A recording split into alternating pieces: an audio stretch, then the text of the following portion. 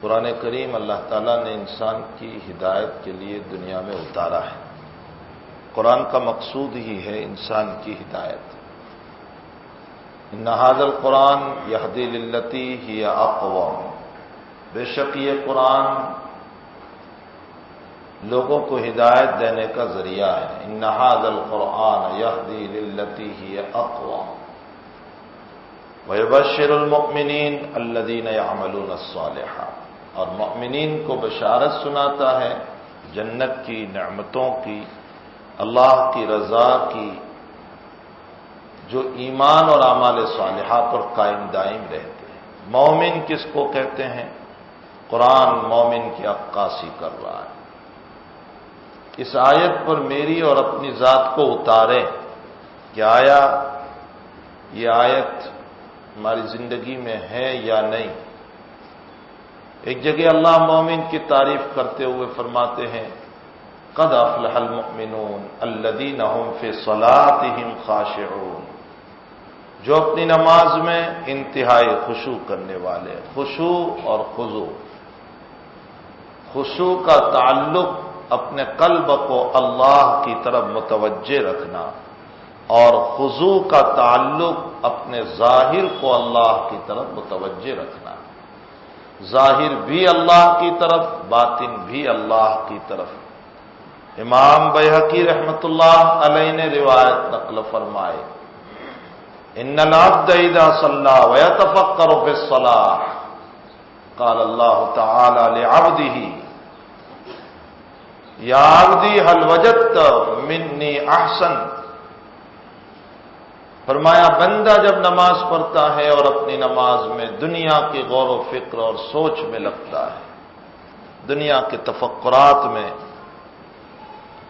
میرے بھائیوں خیالات کا لانا برا ہے، خیالات کا آنا برا نہیں ہے۔ خیالات تو آتے ہیں، دل انسان کا ایک ہائی وے روڈ ہے، اس پر اچھی گاڑیاں بھی گزرتی ہے اور خطارے بھی گزرتے ہیں، اچھے خیالات بھی آتے ہیں، برے خیالات بھی آتے ہیں۔ اہل اللہ کے قلوب پر بھی خیالات گزرتے ہیں، قرآن گواہ ہے اس بات پر وَلَقَدْ هَمَّتْ بِهِ وَهَمَّ بِهَا، قرآن گواہ ہے۔ ایک ہے خیالات کا آنا اور ایک ہے خیالات کا لانا، دونوں میں فرق ہے۔ حضرت اقدس تھانوی رحمۃ اللہ علیہ سے کسی نے سوال کیا کہ حضرت نماز میں خیال بہت آتے ہیں، فرمایا آنے دو، وہ تو آئیں گے، دفاع کی کوشش بھی نہ کرو، اس لیے کہ اگر اس کی دفاع میں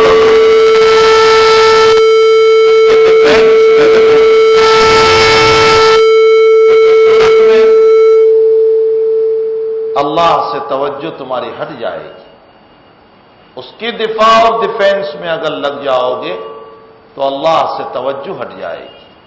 اس لیے آنے والے خیالات کو دفاع اور ڈیفینس کرنے کی بھی کوئی ضرورت نہیں،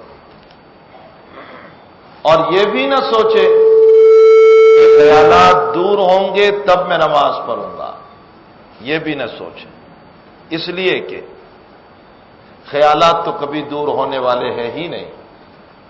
فرمایا اگر جہاز کا ملاح اور جہاز کا پائلوٹ اور جہاز کا کپتان یہ سوچے کہ سمندر کی موج ختم ہوگی تو میں اپنے جہاز کو چلاؤں گا، تو وہ اپنے منزل پر کبھی نہیں پہنچ پائے گا، اس لیے کہ موج تو چلتی ہی رہتی ہے۔ انہی موجوں کے اندر اپنی کشتی کو ڈال دے، اپنے جہاز کو ڈال دے، اور اپنے کمپاس کے ذریعے سے اپنی سیٹ کو مقرر کر لے، موج کشتیوں سے ٹکرا کر خود بخود ختم ہو جائے گی اور تو اپنے منزل مقصود پر پہنچ جائے گا۔ اسی طرح ہم بھی نماز میں سیدھ باندھ لے اللہ کی، خیالات دلوں سے ٹکرا کر خود ہی ختم ہو جائیں گی۔ حقیقت حال یہ ہے کہ خیالات کا لانا برا ہے، خیالات کا آنا برا نہیں۔ خیالات تو آتے ہیں، اللہ اپنے بندے سے خطاب کرتے ہوئے فرماتے ہیں، مصلی بندے سے، میرے مصلی بندے، اے نماز پڑھنے والے، جب تو اپنے نماز میں خیال لاتا ہے، اللہ کہتا ہے، اے میرے بندے، مجھ سے زیادہ خوبصورت بھی تجھے کوئی مل گیا۔ پھر بھی بندہ نماز میں سوچتا رہتا ہے، تو اللہ تھوڑی دیر کے بعد خطاب کرتا ہے، میرے بندے، مجھ سے زیادہ بڑا بھی تجھے کوئی مل گیا۔ پھر بھی بندہ سوچتا رہتا ہے، تو پھر اللہ تھوڑی دیر کے بعد خطاب کر کے فرماتے ہیں، میرے بندے، مجھ سے زیادہ دینے والا بھی کوئی تجھے مل گیا۔ پھر بھی بندہ جب نماز میں سوچتا رہتا ہے، تو اللہ اپنے ان فرشتوں سے جو ہماری نماز کی حفاظت کے لیے نماز میں آتے ہیں، اور ہماری رائٹ میں، ہمارے دائیں طرف، ہماری جمنی طرف جو فرشتے کھڑے رہتے ہیں نماز کی حفاظت کے لیے، اللہ اپنے فرشتوں سے کہتے ہیں، میرے فرشتوں چلے آؤ، اس کی نماز کی حفاظت کی ہمیں ضرورت نہیں ہے، جب اس کو میری پڑی نہیں ہے تو مجھے بھی اس کی پڑی نہیں ہے۔ میرے بھائیوں، قد افلح المؤمنون الذین هم فی صلاتهم خاشعون، جو نماز میں خشوع کرتے ہیں، جن کا ظاہر اور باطن نماز میں اللہ کی طرف متوجہ رہتا ہے۔ والذین هم عن اللغو معرضون، مومن کی صفت، جو بیکار باتوں سے پرہیز کرتے ہیں۔ کیسی بیکار باتیں؟ جن سے کوئی فائدہ نہیں۔ اگر کوئی گالی دیتا ہے، برائی کرتا ہے، اگرچہ شریعت نے یوں کہا جزاء سیئۃ سیئۃ بمثلھا، اس نے جتنا معاملہ تمہارے ساتھ کیا اتنا تم بھی کر لو اس کے ساتھ، لیکن آگے قرآن کہہ رہا ہے فمن عفا واصلح فاجرہ علی اللہ، لیکن اگر معاف کر دو گے تو اللہ تمہیں بہت زیادہ ثواب عطا کرے گا۔ برائی کا جواب برائی سے دینا کمال نہیں ہے۔ قرآن کہہ رہا ہے وَإِذَا خَاطَبَهُمُ الْجَاهِلُونَ قَالُوا سَلَامًا، مومن کی شان کیا ہے؟ وَإِذَا خَاطَبَهُمُ الْجَاهِلُونَ قَالُوا سَلَامًا، جب جاہلوں سے بات کرتے ہیں، وہ اناڑی پن کر رہا ہے، وہ برا بلا کہہ رہا ہے، وہ نہ معلوم کیسی کیسی باتیں کر رہا ہے، ہم اس کے جواب میں یوں کہہ دیں، بھائی السلام علیکم، میرے پاس وقت نہیں ہے تیرے ساتھ بحث کرنے کی۔ یہ مومن کی شان بتائی گئی۔ حضرت مولانا اسماعیل شہید رحمت اللہ علیہ، اتنا بڑا آدمی، سرزمین ہند پر اللہ تعالیٰ نے مفسر قرآن پیدا کیا تھا۔ دہلی کی جامع مسجد میں حضرت بیان دے رہے ہیں بعد العصر، اور ایک بہت بڑا مجمع ہے، اور دوران مجمع ایک آدمی کھڑا ہو کر حضرت کو کہہ رہا ہے، حضرت ہم نے سنا ہے کہ آپ حرامی ہیں۔ آپ اندازہ لگائیں، اس مجمع میں مجھے کوئی کھڑا ہو کر کے کہہ دیں کہ تو حرامی ہے، آپ کو کوئی کہہ دے کہ آپ حرامی ہیں۔ حضرت کو بھر مجمع میں کہا، آپ بیان دے رہے ہیں، آپ کا ایک مقام ہے، آپ کا ایک پوزیشن ہے، اور اس مجمع میں آپ کو یوں کہا جا رہا ہے حضرت آپ حرامی ہیں۔ تو حضرت نے مسکرا کر فرمایا، اپنے بیان کو روک کر، بھائی، میرے باپ کا میری ماں سے نکاح ہوا تھا، اور اس کے 2 گواہ موجود ہیں اب بھی چاندنی چوک کے اندر، آپ کہیں تو میں ساتھ چلوں، آپ ان دونوں سے پوچھ لیں کہ واقعتاً میرے باپ کا میری ماں سے نکاح ہوا ہے، یعنی میں حرامی نہیں ہوں۔ بس یہ کہہ کر اپنی بات کو جاری کر دیا، اپنے بیان کو شروع کر دیا۔ حضرت الامام نعمان بن ثابت ابو حنیفہ رضی اللہ تعالی عنہ سے ایک صاحب نے تھپڑ مار دیا۔ حضرت نے فرمایا، عزیزم، میں بدلہ لے سکتا ہوں، مار سکتا ہوں، مجھے طاقت ہے، لیکن میں تجھے نہیں ماروں گا۔ میں تیرا رپورٹ کر سکتا ہوں پولیس میں، نہیں کروں گا۔ میں حاکم وقت کے پاس تیری شکایت کر سکتا ہوں، نہیں کروں گا۔ میں سحرگاہی میں اٹھ کر خلوتوں میں تیرے لیے بددعا کر سکتا ہوں، نہیں کروں گا۔ اگلا جملہ سنیے، دلوں کو ہلانے والا۔ میرے بھائیوں، آج کل رسمی تقریریں کہنے والے کی بھی رہ گئی اور سننے والے کی بھی رہ گئی۔ حقیقت حال یہ ہے کہ عملی زندگیوں سے ہماری زندگیاں پوری ہو گئی. ایک رسم پڑ گئی کہ کہنے والا بھی اپنے آپ کو مقرر سمجھ کر کے تقریر کر رہا ہے اور سننے والا بھی ایک جو ہے کان کی لذت کے لیے سن رہا ہے. باقی زندگیاں اس سے عاری، زندگیاں اس سے کوری، زندگیاں اس سے دور. اللہ ہمیں اپنے اکابر کے نقش قدم پر چلنے کی توفیق عطا فرمائے. فرمایا امام ابو حنیفہ رحمۃ اللہ علیہ نے کہ عزیزم، میں شکایت بھی نہیں کروں گا، میں رپورٹ بھی نہیں کروں گا، میں حاکم سے بھی نہیں کہوں گا، میں بدلہ بھی نہیں لیتا ہوں، میں سحرگاہی میں بد دعا بھی نہیں کروں گا، بلکہ قیامت کے دن اگر اللہ نے مجھ کو معاف کر دیا تو میں پھر تجھے تلاش کروں گا اور تلاش کر کے اللہ کے پاس سفارش کر کے تجھے جنت میں لے جاؤں گا. کہاں ہے وہ قلوب ہمارے پاس؟ ہمارا حال تو یہ ہے کہ ہم اپنے بھائی کو معاف کرنے کے لیے تیار نہیں. ہمارا حال تو یہ ہے کہ ہم اپنے باپ کو معاف کرنے کے لیے تیار نہیں. ہمارا حال تو یہ ہے کہ ہم اپنی بیوی کو معاف کرنے کے لیے تیار نہیں.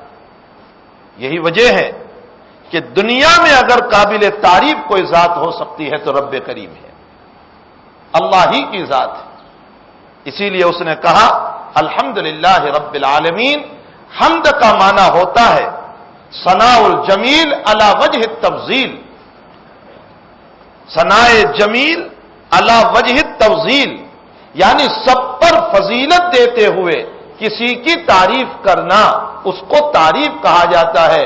اور سب پر فضیلت اگر کسی کو ہو سکتی ہے تو وہ رب کریم کو ہے. دنیا کے تمام انسانوں میں کوئی نہ کوئی عیب، نقص، کمی پائی جاتی ہے. رب کریم ایک ایسی ذات ہے جس میں کوئی نقص نہیں، کوئی کمی نہیں، کوئی خرابی نہیں، تمام خوبیوں کا مالک ہے اور تمام ہی ستائش کا لائق ہے. عجیب ہے وہ رب کریم کی ذات کیسی ہے. فرمایا باپ ناراض ہوتا ہے، برسوں منت سماجت کے باوجود راضی نہیں ہوتا. بھائی ناراض ہوتا ہے، کہتا ہے میرے جنازے کو ہاتھ نہ لگانا. بہن ناراض ہو جاتی ہے، کہتی ہے میرے دروازے پر نہ آنا. بیٹا ناراض ہو جاتا ہے، اپنے باپ کو گھر سے نکال دیتا ہے. لیکن رب کریم ایک ایسا رب ہے کہ 65 سال کا بڈھا اس رب کریم کے پاس جا کر خلوت میں 2 قطرے آنسو کے بہاتا ہے، اللہ 2 منٹ میں اسے معاف کر دیتا ہے. یہ وہ اللہ کی ذات ہے، وہ رب کریم کی ذات ہے. اسی لیے حدیث قدسی ہے، بہت لمبی روایت ہے، میں اس کو مختصر کر کے پیش کروں. حضرت الامام بیہقی رحمۃ اللہ علیہ اور امام دارمی علیہ الرحمہ نے اس روایت کو نقل فرمایا. فرماتے ہیں کہ بندہ جب دنیا میں آتا ہے تو اولاً تو ماں کے پیٹ میں اللہ اس پر کاریگری کر رہا تھا اور ایک ناپاک قطرے پر اللہ ایک نقشہ تیار کر رہا تھا، اور ایسا نقشہ کہ جس نقشے کا پتہ خود اس کی ماں کو بھی نہیں تھا. اس ناپاک قطرے کو چہچہاتا بنا کر، ایک خوشبودار بنا کر، ایک پھول بنا کر کے اللہ دنیا میں لاتا ہے. ایک حال وہ تھا کہ اگر وہ قطرہ ہاتھ میں لگ جاتا تو دھونا ضروری تھا. اسی قطرے پر اللہ نے اپنی کاریگری کی تو اب باپ بھی اس سے بوسہ دینے لگا اور ماں بھی اپنے گود میں اٹھانے لگی. وہی بچہ اللہ تعالیٰ کہتے ہیں کہ میرے بندے جب تو دنیا میں آیا تجھے 2 گھنٹے لگے، ابھی تو 2 گھنٹے، نہ تجھے تیرے ہاتھ کا پتا، نہ تجھے تیرے پاؤں کا پتا، نہ تجھے تیری ماں کا پتا، نہ تجھے تیرے باپ کا پتا. لیکن دایا نے نہلایا اور نہلانے کے بعد اپنی گود میں تیری ماں نے اٹھایا اور تو نے اپنے ماں کے سینے سے دودھ پینا شروع کر دیا. بتا تو صحیح میرے بندے، دنیا میں آتے ہی تجھے کھانے کا طریقہ کس نے سکھا دیا؟ کس ذات نے تجھے کھانے کا طریقہ سکھایا؟ اور عجیب اشارہ ہے، ایک منہ ہے اور 2 نہریں جاری کی اللہ نے. منہ ایک ہے اور اللہ نے ماں کے سینے سے 2 نہریں جاری کر دی. رب کریم نے پیدائش سے ہی اشارہ کر دیا میرے بندے میں تیری ضرورت سے بھی زیادہ تجھے عطا کروں گا بشرطے کہ تجھے میری ذات پر یقین آ جائے. تجھے یہ یقین آ جائے کہ دینے والا میرا رب ہے، پالنے والا میرا خدا ہے، وہی مجھے کھلاتا ہے، وہی مجھے پلاتا ہے اور وہی ہر جگہ میری مدد کرنے والا ہے، شرط یہ ہے کہ تجھے میری ذات پر یقین آ جائے۔ اور پھر عجیب مسئلہ، اس کی طرف اللہ اشارہ بھی کر رہا ہے۔ بچہ جب دودھ پیتا ہے تو بچہ نیچے ہوتا ہے، ماں کا سینہ اوپر ہوتا ہے، اشارہ ہو رہا ہے کہ تیرا رزق اوپر سے آئے گا، کسی کی جیب پر نظر نہ کرنا۔ تیرا رزاق اوپر ہے، جو اوپر سے روزی دینے والا ہے، وہیں سے تیرا رزق آئے گا۔ علامہ سری سقطی رحمت اللہ علیہ آج سے 800 سال پہلے بہت بڑے صوفی کامل گزرے ہیں، ایک عجیب بات لکھتے ہیں، فرمایا بچہ جب پیدا ہوتا ہے تو اس کے ناک پر ایک نلکی ہوتی ہے جس کو بعد میں کاٹ دیا جاتا ہے، ہم اس کو نال کہا کرتے ہیں، جس کو دفن کر دیا جاتا ہے۔ یہ نلکی وہ ہے کہ جب یہ بچہ ماں کی پیٹ میں تھا تو اللہ نے اس کی غذا جو ہے وہ رب کریم نے ماں کا وہ منتھلی پیریڈ کا خون جو ہر مہینے آیا کرتا تھا، اس کو مخصوص طریق پر فلٹر کر کے اللہ اس بچے کی غذا بناتا ہے اور اللہ اس بچے کے پیٹ میں پہنچاتا ہے، لیکن پہنچانے کا طریقہ منہ سے نہیں پہنچایا، اس نلکی اور ناف سے پہنچایا۔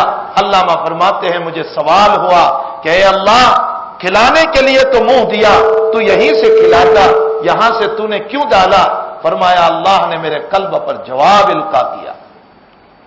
فرماتے ہیں رب کریم نے یہ جواب دیا، ان اللہ تبارک و تعالی الہم علی قلبی، اللہ نے میرے قلب پر جواب ڈالا اور فرمایا اے محبوب ان کا لقب تھا، فرمایا اے محبوب تو سن لے اس بات کو کہ اصل میں یہ جو اس کے پیٹ میں غذا بنا رہا ہوں یہ ناپاک خون ہے، اور اس زبان سے یہ میرا نام لینے والا ہے، میرا ذکر کرنے والا ہے، جس زبان سے میرا نام لینے والا ہے اس زبان پر میں ناپاک خون کو کیسے ڈال دوں؟ اس لیے میں نے نلکی سے پہنچایا اور منہ سے نہیں پہنچایا۔ علامہ اس لفظ کو نقل کرنے کے بعد فرماتے ہیں، او اللہ کے بندے، جب ماں کی پیٹ میں تجھ کو اللہ نے حرام خون سے تیری زبان کی حفاظت کی ہے، تو دنیا میں آنے کے بعد تو حرام کے لقموں سے، گندے لقموں سے، ناجائز لقموں سے اپنی زبان کو گندی کیوں کر رہا ہے؟ اللہ نے جب تیری حفاظت کی ہے ماں کے پیٹ میں، تو دنیا میں آنے کے بعد بھی تو اپنی زبان کی حفاظت کر، حرام کھانے سے، حرام پینے سے، ناجائز لقموں سے، غلط چیزوں سے اور غلط کلمات سے۔ فرمایا قد افلح المؤمنون الذين هم في صلاتهم خاشعون والذين هم عن اللغو معرضون، جو لغو باتوں سے اعراض کرتے ہیں، والذين هم للزکاة فاعلون، اور جو حساب کر کے زکات دیتے ہیں۔ میرے بھائیوں، اگر نبی دنیا میں نہ آتا، لوگ کہتے ہیں نبی کی کیا ضرورت تھی، کتابیں موجود تھی اللہ کی، اس کتاب کے ذریعے سے اللہ ہمیں رہنمائی کر دیتا۔ اگر نبی دنیا میں نہ آتا تو حلال اور حرام کا فرق سمجھ میں نہ آتا۔ اگر نبی دنیا میں نہ آتا تو نکاح اور زنا کا فرق سمجھ میں نہ آتا۔ نبی ہی نہ ہوتا تو ہمیں کیسے پتا چلتا کہ یہ نکاح ہے، یہ زنا ہے؟ اس طریق پر جائز ہے بیوی سے ملنا اور اس طریق پر ناجائز ہے بیوی سے ملنا۔ اگر نبی نہ آتا تو تجارت اور سود میں ہمیں فرق معلوم نہ ہوتا۔ یہ نبی ہی نے آ کر بتایا کہ کاروبار پر جو زیادتی ہوگی وہ تمہارے لیے جائز ہوگی، اور تم نے بلا وجہ کے جو لیا ہوگا وہ سود ہوگا، اور سود پر خدا مٹائے گا، اور کاروبار پر تمہیں اللہ برکت عطا کرے گا۔ اگر نبی نہ آتا تو ہمیں حلال و حرام کا فرق سمجھ میں نہ آتا، تجارت اور سود کا فرق سمجھ میں نہ آتا، نکاح اور زنا کا فرق سمجھ میں نہ آتا، اپنے اور پرائے کا فرق سمجھ میں نہ آتا، بہن اور پرائی عورت کا فرق سمجھ میں نہ آتا، انسان ہر ایک سے خواہش رانی کر لیتا۔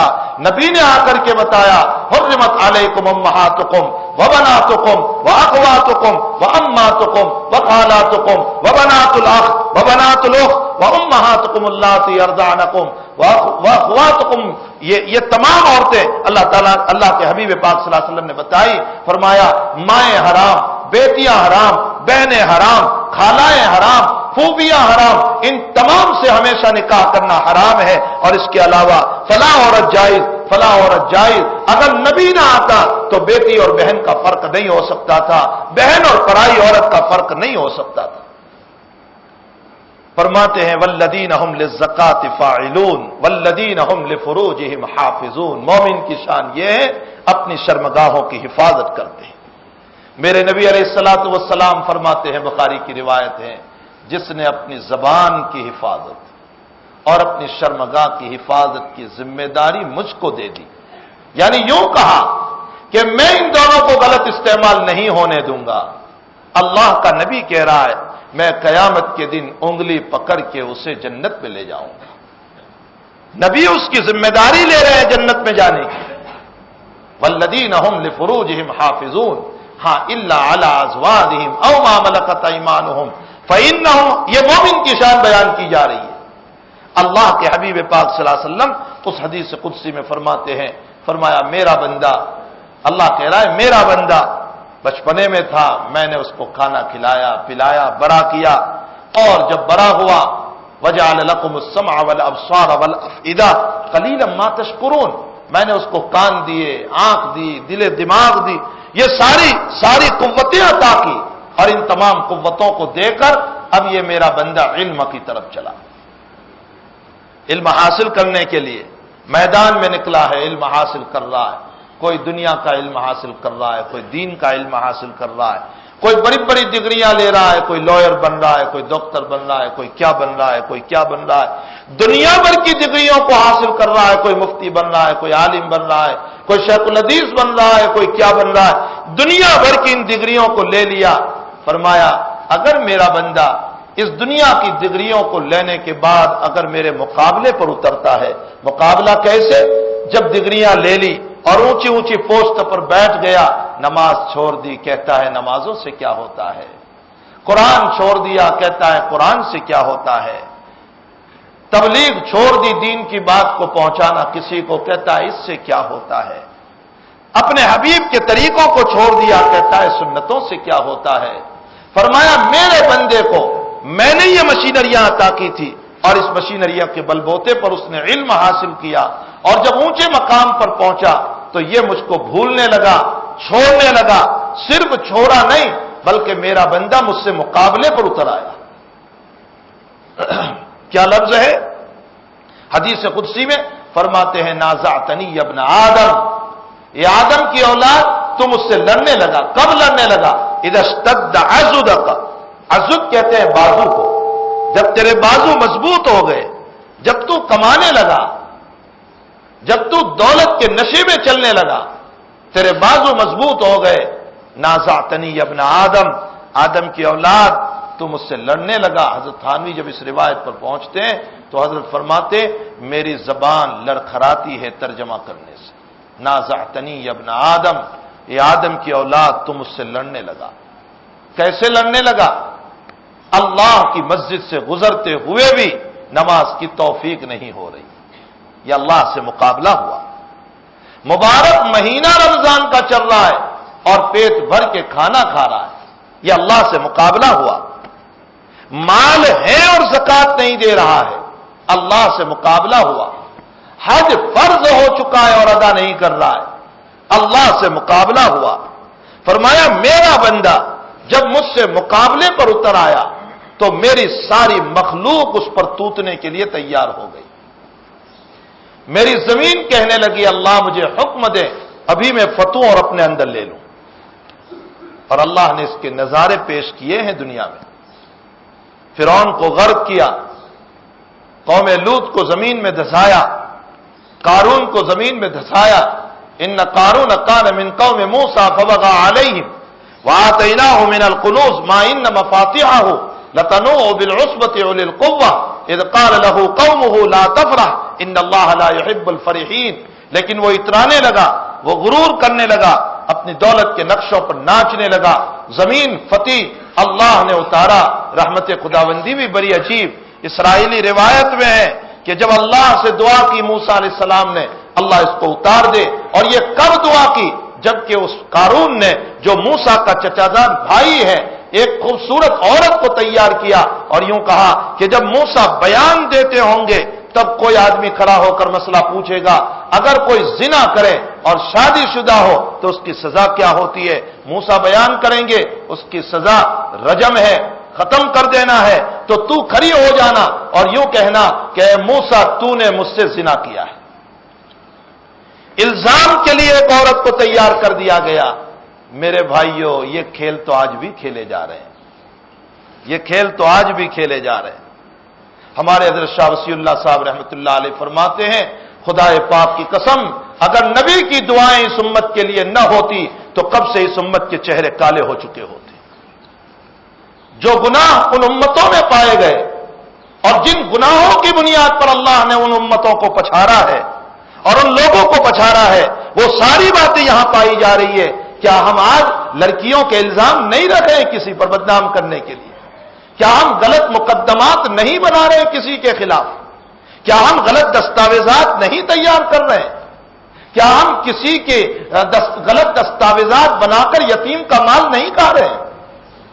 قرآن کہہ رہا ہے کہ جو لوگ یتیم کے مال کو کھا رہے ہیں فی قلوبہم نارا، وہ اپنے پیٹ میں انگارے بھر رہے ہیں۔ کیا ہم مدرسہ اور مسجد کے مال کو بجائے وقف کے اپنی ملکیت نہیں سمجھ رہے ہیں؟ یہ ساری باتیں ہم میں نہیں پائی جا رہی ہے۔ میرا نبی کہہ رہا ہے کہ میری امت اگلی امتوں کے قدم چلے گی، شبرن بے شبرن، قدم بقدم چلے گی۔ اگر اگلی امتوں نے اپنی ماں سے زنا کیا ہوگا، میری امت بھی اپنی ماں سے زنا کرے گی۔ یہ نبی علیہ الصلوۃ والسلام کی دعائیں ہیں اس امت کے لیے کہ اللہ میری امت کے چہرے کو مسخ نہ کرنا، میری امت کے اوپر تو عمومی عذاب نہ بھیجنا، میری امت کو تو زمین میں نہ دھسانا۔ یہ وہ دعائیں ہیں جن دعاؤں کے صدقے میں اس وقت امت جی رہی ہے، ورنہ حقیقت حال یہ ہے کہ اللہ کب سے اس امت کی صورتوں کو مسخ کر دیتا، اس امت کے چہروں کو کالا بنا دیتا۔ پھر قارون نے ایک عورت کو تیار کیا اور یوں کہا کہ جب موسیٰ مسئلہ بیان کرے تو کھڑی ہو جانا اور یوں کہنا کہ تم نے مجھ سے زنا کیا ہے۔ اب موسیٰ بیان دے رہے، ایک آدمی نے کھڑے ہو کر سوال کیا کہ اے موسیٰ، اگر کوئی شادی شدہ ہو اور زنا کرے تو سزا کیا ہے؟ موسیٰ علیہ السلام فرماتے اس کو رجم کیا جائے گا، مار دیا جائے گا، ختم کر دیا جائے گا۔ تو اب قارون اس عورت کو کہہ رہا ہے کہ کھڑی ہو جا جس کے ساتھ موسیٰ نے زنا کیا ہے۔ وہ عورت کپکپاتی کھڑی ہوئی اور یہ کہا موسیٰ نے کوئی زنا نہیں کیا، اس نے مجھ کو پیسے دیے تھے اور بولنے پر مجبور کیا تھا۔ رب کریم اپنے نبیوں کی حفاظت فرماتے ہیں۔ حضرت موسیٰ علیہ السلام کو اس پر غصہ آیا، فرمایا اچھا مجھ پر اتنا بڑا الزام، یہ میری ذات کی بدنامی نہیں، میری نبوت کی بدنامی ہے۔ جو عہدہ دے کر اللہ نے بھیجا اس کی بدنامی ہے۔ اے اللہ تو اس کو زمین میں اتار دے۔ زمین پھٹی، پاؤں غرق ہونے لگے، یہ سمجھا دلدل ہے، لیکن اور پاؤں غرق ہونے لگے۔ اب یقین آیا کہ میں جا رہا ہوں۔ حضرت موسیٰ سے کہنے لگا معاف کر دے موسیٰ، میں آئندہ نہیں کروں گا۔ جلال موسیٰ اتنا تھا، فرمایا اللہ اور اس کو ڈال۔ وہ معافی مانگ رہا ہے اور موسیٰ کہتے جاتے ہیں اور اس کو ڈال اور اس کو ڈال۔ گلے پر آ گیا، روتے ہوئے معافی مانگ رہا ہے، فرمایا اللہ اس کو دھسا دے، یہاں تک کہ دھس گیا۔ میرے نبی فرماتے ہیں، بخاری شریف کی روایت ہے، قیامت تک دھستا رہے گا، اب بھی دھستا ہے، یہاں تک کہ قیامت تک میں اللہ ساتوں زمین کے نیچے پہنچا دیں گے۔ اور زندہ دھسا رہے ہیں، آج بھی اس کو زندہ دھسا رہے اور قیامت تک دھستا رہے گا۔ اب اس کا تو معاملہ ختم ہوا، لیکن اللہ کی وحی موسیٰ پر آ رہی ہے، اے میرے موسیٰ اس نے تجھ سے کئی مرتبہ معافی مانگی، تو نے معاف نہیں کیا، یہ مجھ سے ایک مرتبہ معافی مانگتا میں اسے معاف کر دیتا، اس نے میری طرف رجوع کیوں نہیں کیا، یہ تجھ سے معافی مانگنے لگا۔ اگر میری طرف وہ رب ہے میرے بھائیوں، وہ رب ہے، اس رب کو مناؤ، اس رب کو راضی کرو۔ مجھے آپ سے تعلق ہوتا ہے تو میں آپ سے دوستیاں کرتا ہوں، ہمارے بچے کو پڑھانا ہوتا ہے، مدرس سے دوستیاں کرتا ہوں، اسکول پڑھانا ہوتا ہے، ٹیچروں سے دوستیاں کرتا ہوں، کورٹ کے کام ہوتے ہیں، ججوں سے دوستیاں کرتا ہوں، کورٹ کے کام ہوتے ہیں، وکیلوں سے دوستیاں کرتا ہوں، دنیا بھر کے کاموں میں میں ایک دوسرے سے دوستیاں اپنے غرض کی بنیاد پر کرتا ہوں۔ سب سے زیادہ غرض تو ہماری اس اللہ سے وابستہ ہے، ہم اس سے تعلق کیوں نہیں جوڑتے؟ उस रब को मनाने की कोशिश क्यों नहीं करते? उस अल्लाह को मनाने की कोशिश क्यों नहीं करते? उसकी नमाजों को दिल लगी के साथ पढ़ने की कोशिश क्यों नहीं करते?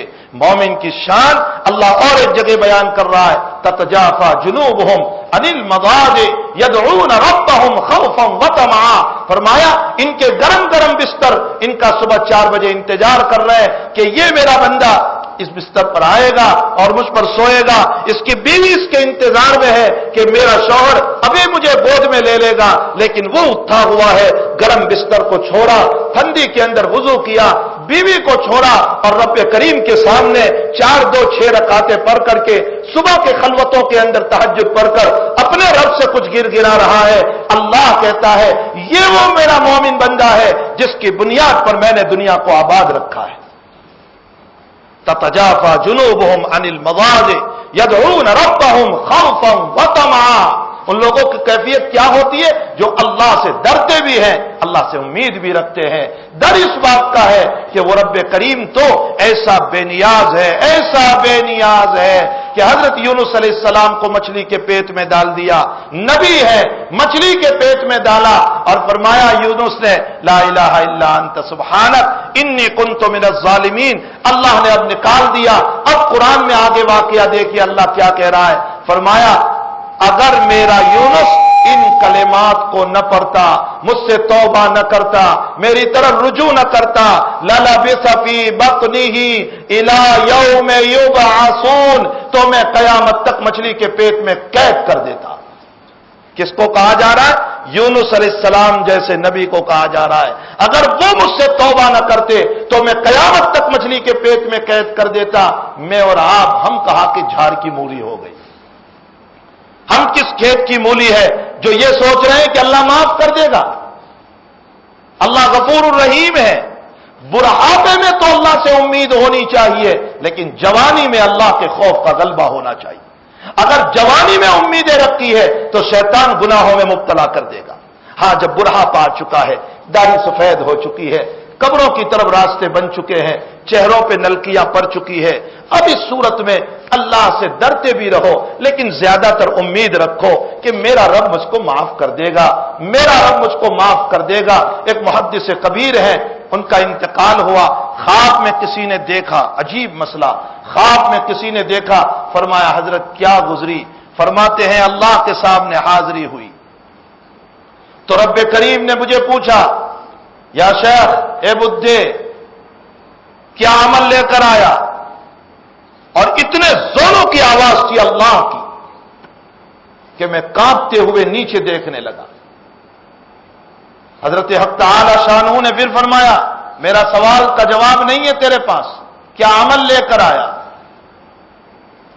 तो फरमाते हैं मैंने जवाब दिया, इन्नी समीतु कलाम रसूलिल्लाह सल्लल्लाहु अलैहि वसल्लम हद्दसनी अब्दुर रज़्ज़ाक़ क़ाल हद्दसनी मामर क़ाल हद्दसनी ज़ुहरी क़ाल हद्दसतनी आयशा क़ालत क़ाल रसूलुल्लाह सल्लल्लाहु अलैहि वसल्लम क़ाल जिब्रील अलैहिस्सलाम क़ाल अल्लाह तबारक व तआला इन्नल्लाह तबारक व तआला यस्तही अनिश शैबा।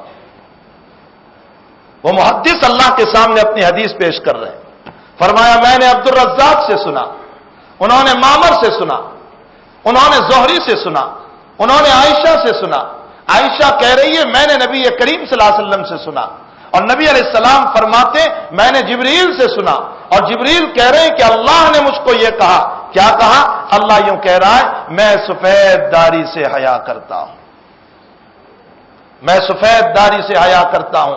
ए अल्लाह, मैंने तो तेरे नबी को यह पढ़ा था कि तू सफेद दाढ़ी से हया करता है, और मैं यहां देख रहा हूं कि मेरी सफेद दाढ़ी के बावजूद तू मुझे दांत रहा है, तो अब तेरे नबी का कलाम सच्चा है या झूठा है?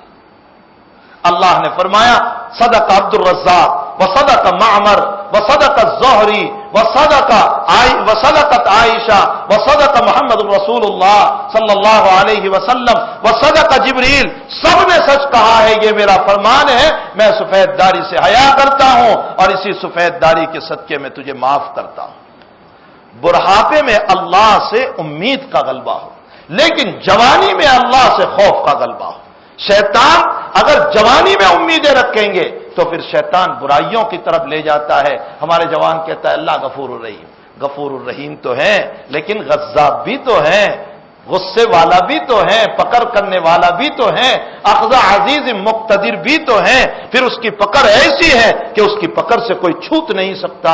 عبداللہ ابن عباس رضی اللہ تعالی عنہما نے خواب دیکھا اور بڑا عجیب خواب. فرمایا حضرت عمر رضی اللہ تعالیٰ عنہ کا انتقال ہوا, تدفین ہوئی. میں نے رات میں خواب دیکھا حضرت عمر رضی اللہ تعالیٰ عنہ کو, کوئی ایرے غیرے کا خواب نہیں, صحابی رسول ہے, نبی علیہ الصلوۃ والسلام کے چچا کے بیٹے ہیں, حبر الامہ ہے, رئیس المفسرین ہے, امام المفسرین ہے, اتنا بڑا آدمی جس کو نبی نے اپنے سینے سے لگا کر کے دعا دی تھی, وہ خواب دیکھ رہے ہیں. کیا خواب دیکھا؟ فرمایا حضرت عمر پسینے سے تربتر ہیں. میں نے پوچھا امیر المؤمنین کیا گزری؟ فرمایا امیر المؤمنین نہ کہو, اللہ کے سامنے تو عبدیت چلتی ہے, تواضع چلتی ہے, عاجزی چلتی ہے, انکساری چلتی ہے. فرمایا عمر کیا معاملہ ہوا اللہ کے ساتھ؟ فرمایا ایک درم بیت المال کا, بہت غور سے سننا, ایک درم بیت المال کا, زیادہ مال نہیں. فرمایا ایک درم کے بعد میں مجھ کو یہ شبہ تھا کہ یہ درم شاید میں نے غلط استعمال کیا ہے, بیت المال کے ضابطے کے خلاف استعمال کیا ہے, بیت المال کے اصول کے خلاف استعمال کیا ہے. تو اب میں اس فکر میں تھا کہ اگر اللہ نے اس ایک درم سے متعلق سوال کر لیا اور جہنم کا فیصلہ کر دیا تو عمر کو کون بچائے گا؟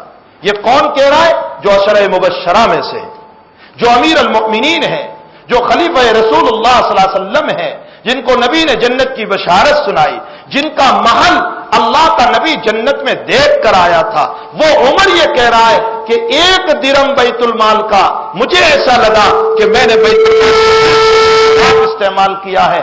کہیں ایسا نہ ہو کہ اللہ اسی پر میری پکڑ کر لے اور پوچھ لے اور جہنم کا فیصلہ نہ کر دے. لیکن الحمدللہ اللہ کے دربار میں جب پیشی ہوئی تو اللہ تعالیٰ نے اس درم کے سلسلے میں کوئی سوال نہیں فرمایا. یہ پسینے میں سے جو میں تربتر ہوں یہ اسی ایک درم کی فکر میں تربتر تھا. اندازہ لگائیں آج ہم جس طرح چاہیں امت کے پیسوں کو ضائع کر رہے ہیں, جس طرح چاہیں. میرے پاس زکات کی رقم آئی, میں جس طرح چاہیں اس کو استعمال کر دوں. بلکہ افسوس تو یہ ہے, اللہ ہمیں معاف فرمائے, کہ کتنی زکات کی رقم گناہوں کے لیے استعمال کی جاتی ہے. کسی بچی کو غربت کی بنیاد پر, یتیمی کی بنیاد پر اس کو زکات کی رقم دے کر اس سے غلط فائدے اٹھائے جا رہے ہیں. آپ اندازہ لگائیں پھر اللہ کا عذاب نہ آوے تو کیا ہوگا. یہ بدلے ہوئے حالات یہ کسی کے ظلم کی وجہ سے نہیں ہے. اعمالکم امالکم, اللہ کا نبی کہہ رہا ہے کہ تمہارے اعمال تمہارے امیر ہیں جیسے تمہارے اعمال ہوں گے, واللہ اللہ تعالیٰ ایسا ہی امیر تم پر مقرر کرے گا. دنیا میں جو اس وقت ظلم کی فضا بنی ہوئی ہے, یہ ظلم کی فضا کسی کی لائی ہوئی نہیں ہے, یہ ہماری لائی ہوئی ہے. حضرت مرزا مظہر جان جانا رحمت اللہ علیہ کے پاس ایک صاحب تشریف, بلکہ کئی لوگ تشریف لائے اور فرمایا کہ حضرت یہ بادشاہ نادر شاہ بادشاہ جو سرزمین ہند پر بڑا بادشاہ گزرا, یہ بڑا ظلم کر رہا ہے, مار رہا ہے, لوگوں کو کاٹ رہا ہے, پیٹ رہا ہے. حضرت آپ اس کے لیے بد دعا فرما دیجئے. تو حضرت نے فرمایا شامت اعمال ماں صورت نادر گرفت, شامت اعمال ماں صورت نادر گرفت. یہ ہمارے اعمال کی نحوست ہے جو نادر شاہ کی شکل اختیار کر کے آئے ہوئے, یعنی یہ نادر شاہ بادشاہ یہ ہمارے اعمال ہی ہے. تو میرے بھائیوں ہمیں چاہیے کہ ہم مومن بننے والے بنیں, مومنانہ صفات اپنی زندگی میں لانے والے بنیں. اللہ کے حبیب پاک صلی اللہ علیہ وسلم اس مفسر روایت کے اندر میں صرف روایت کا ترجمہ کر دوں, فرمایا جب یہ بندہ غرور اور تکبر میں آ کر اللہ کی عبادت کو چھوڑتا ہے تو اللہ تعالیٰ کی ساری مخلوق کہتی ہے اللہ مجھے حکم دے میں اس کو غارت کر دوں, زمین کہتی ہے میں اپنے اندر لے لوں, آفتاب کہتا ہے میں جلا دوں, اور آسمان کہتا ہے میں اس پر گر پڑوں. ساری مخلوق ٹوٹنے کے لیے تیار ہے. اس موقع پر رب کریم سب کو جواب دیتا ہے اے میری مخلوق یہ تمہارا بندہ نہیں ہے, میرا بندہ ہے, اس کو میرے حوالے کرو. فرمایا جوانی پوری ہو گئی, کب تک جوانی رہنے والی؟ جوانی تو بہرحال ختم ہونے والی. جوانی ختم ہو گئی, چہرے پر نلکیاں پڑنے لگی, بیماریوں میں گھرنے لگا, کہیں ڈائبٹیز ہیں، کہیں ہارٹ کا مریض ہے، کہیں ہائی پریشر ہے، کہیں لو پریشر ہے، نہ معلوم کتنی بیماریوں میں اب چلنے لگا، پریشانیوں کی زندگیاں آنے لگی، اولاد کی وفاداریاں ختم ہونے لگی، دوستوں کی دوستیاں ٹوٹنے لگی۔ اب ہر طرف سے جب مایوس ہوتا ہے تو بڑھاپے میں کسی کی محبت کو جب نہیں پاتا ہے اور سوچتا ہے کہ اب مجھے قبر میں جانا ہے، اس موقع پر خلوت میں بیٹھ کر ایک تسبیح لے کر 2-4 رکعت نماز پڑھ کر اللہ سے یوں کہتا ہے، رب اغفر لی، اے اللہ تو میرے گناہوں کو معاف کر دے، میرے گناہوں کو معاف کر دے۔ اللہ کی رحمت جوش میں آتی ہے۔ جملہ سنیے اللہ کیا کہہ رہا ہے، انی انتظرت ھذا الیوم، انی انتظرت ھذا الیوم یا عبدی، اور میرے بندے میں تو اسی دن کے انتظار میں تھا کہ تو کب معافی مانگے اور میں تجھے معاف کر دوں۔ اللہ ہمیں وہ اللہ کے سامنے معافی مانگنے والے بنائے۔ وہ رب تو بہت بڑا ہے، ہمیں تو مانگتے بھی نہیں آتا اپنے رب سے۔ ارے بچوں سے مانگنا سیکھو، جو اپنے ماں سے پیسہ مانگتا ہے، ماں مارتی ہے، دوسری طرف آ کر ماں کا دامن پکڑتا ہے، ادھر سے مارتی ہے ادھر آتا ہے، ادھر سے مارتی ہے ادھر آتا ہے، اسے پتا ہے کہ ماں مارتی ہے لیکن پھر بھی مجھے دینے والی ہے۔ اللہ حالات ڈالے پھر بھی اس کے در کو نہیں چھوڑنا چاہیے کہ کچھ بھی ہو جائے وہی رب کریم مجھ کو دینے والا ہے، وہی عطا کرنے والا، وہی شافی اور وہی بیماریاں دینے والا، وہی غریبی اور وہی مالداری دینے والا۔ ابن قیم فرماتے ہیں میں بغداد کی گلیوں سے گزر رہا تھا، اہل اللہ چھوٹے چھوٹے واقعوں سے استدلال کیا کرتے ہیں، بغداد کی گلیوں سے گزر رہا تھا، ایک ماں نے اپنے بچے کو مارا اور مار کر مکان سے نکال دیا، نکل جا میرے مکان سے، غصے میں ماں نے نکال دیا۔ رات ہوئی، ماں کسی وجہ سے دروازے سے باہر نکلی تو دیکھا بچہ دروازے پر سر رکھ کر سویا ہوا ہے۔ ماں کو غصہ ٹھنڈا نہیں ہوا تھا، پھر اٹھایا، بال پکڑے اور کہا نکل جا، میں نے تجھے نکالا تھا، میں تیرا منہ دیکھنا نہیں چاہتی، میرے گھر میں تیرا قدم نہیں چاہیے۔ تو اب بیٹا جواب دے رہا ہے، کیا کہہ رہا ہے، امی جب تم نے صبح مجھ کو نکالا تھا میں تو چلا ہی گیا تھا، بستی کی انتہا پر پہنچ گیا تھا، چوراہے پر پہنچ گیا تھا، لیکن وہاں جاتے جاتے میں نے یہ سوچا کسی کے برتن مانج لوں گا کھانا مل جائے گا، کسی کے گھر کو جھاڑو دے دوں گا کپڑے مل جائیں گے، اور کہیں نہ کہیں کام کر لوں گا، سر چھپانے کے لیے تو کچھ بھی مل جائے گا، لیکن میری ماں تیری ممتا مجھے کہاں ملے گی، تیرا پیار مجھے کہاں ملے گا، تیری محبت مجھے کہاں ملے گی، بس تیری ممتا مجھے یاد آ گئی، میں واپس آ گیا۔ ابن قیم اس واقعے کو پیش کر کے فرماتے ہیں، اے دنیا والو تمہیں دنیا میں کھانا بھی ملے گا، پینا بھی ملے گا، سب کچھ ملے گا، لیکن اللہ کی رحمتیں کہاں سے ملے گی؟ الہی عبدک العاصی قد عطاک، الہی عبدک العاصی قد عطاک مقرا بالذنوب وقد دعاک، اے اللہ تیرا گنہگار بندہ تیرے دروازے پر اپنے گناہوں کا اعتراف کر کے آیا ہوا ہے، تیرا گنہگار بندہ تیرے دروازے پر اپنے گناہوں کا اعتراف کر کے آیا ہوا ہے۔ الہی ان ترحم علی فانت ارحم الراحم، اگر تو نے مجھ کو معاف کر دیا تو تو رحمان الرحیم ہے، وَإِن تَرْدُدْنِي فَلَكَ حَقٌّ عَلَيَّ، اور اگر تو نے مجھ کو دھتکار بھی دیا تو تجھے حق ہے، کوئی حرج نہیں، تو مجھے نکال بھی دے تو تجھے منظور ہے۔ موسیٰ علیہ السلام جا رہے ہیں اللہ کے پاس کلام کرنے کے لیے، ایک ولی اللہ حضرت موسیٰ کی شریعت کا مل گیا، فرمایا کچھ کہنا ہے، 500 سال سے عبادت کر رہا ہے، فرمایا کچھ کہنا ہے اللہ سے، فرمایا ذرا اللہ سے پوچھ لیجئے کہ تو مجھے قیامت میں کیا دینے والا ہے۔ موسیٰ علیہ السلام محو کلام ہوئے اللہ سے، اور ایسے محو ہوئے ایسے کہ محبت میں پوچھنا ہی بھول گئے اس ولی اللہ کی بات کو۔ جب واپس ہونے لگے تو اللہ نے خود فرمایا، ارے موسیٰ وہ میرے بندے نے تجھ کو کوئی پیغام دیا تھا، فرمایا ہاں رب کریم اس نے پوچھا تھا کہ اللہ تو قیامت میں کیا دینے والا ہے، تو اللہ نے فرمایا اس کو کہہ دینا تو کتنی ہی پیشانی رگل لے لیکن تیرے لیے تو جہنم ہے۔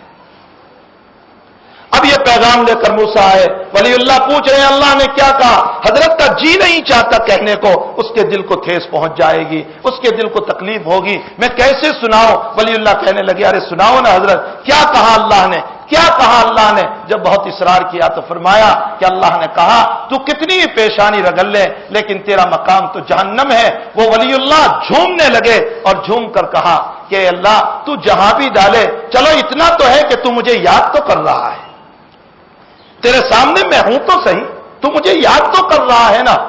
اے اللہ میں تیرے فیصلے پر راضی ہوں. جب یہ جملے کہہ رہا ہے تو حضرت موسیٰ پر وحی اتر رہی ہے. اے موسیٰ، اس کو میری ذات پر جتنا یقین ہے، اسی یقین کی بدولت میں اسے جنت الفردوس عطا کرنا.